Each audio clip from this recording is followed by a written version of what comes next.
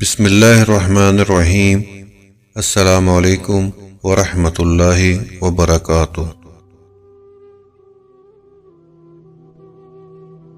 خواہشات کا مر جانا ہی اچھا ہوتا ہے، کیونکہ اکثر وہ نہیں مرتی، وہ آپ کو مار دیتی ہیں۔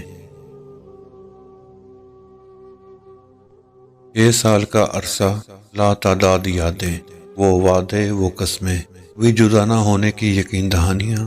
خیر، کسی کے ماتھے پہ تھوڑی لکھا ہوتا ہے بیچ رستے میں چھوڑ جائے گا یا آخر تک نبھائے گا۔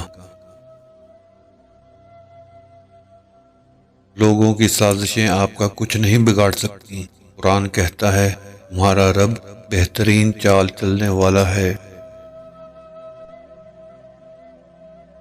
ایک وقت ایسا بھی آتا ہے دو میں سے ایک چیز کو چننا پڑتا ہے، ایک طرف رحمان کا راستہ ہوتا ہے، دوسری طرف شیطان کا۔ دل کہتا ہے آخری بار، دماغ کہتا ہے اب نہیں۔ پھر جو رحمان کا راستہ چن لیتا ہے وہ بھی آسمانوں پہ چن لیا جاتا ہے، خاص کر لیا جاتا ہے، پھر اس کے کام بننے چلے جاتے ہیں۔ بعض تمنائیں شیطان اور نفس کا دھوکہ ہوتی ہیں اور ہم اسے خواہش سمجھ کر پورا کرتے رہتے ہیں۔ جب کبھی چناؤ کا وقت آئے آپ رحمان کو ہی چن لیجئے گا، کیونکہ اللہ اپنے بندوں سے بے انتہا محبت کرتا ہے۔ وہ جانتا تھا میں اس سے محبت نہیں عشق کرتا ہوں، بے پناہ عشق۔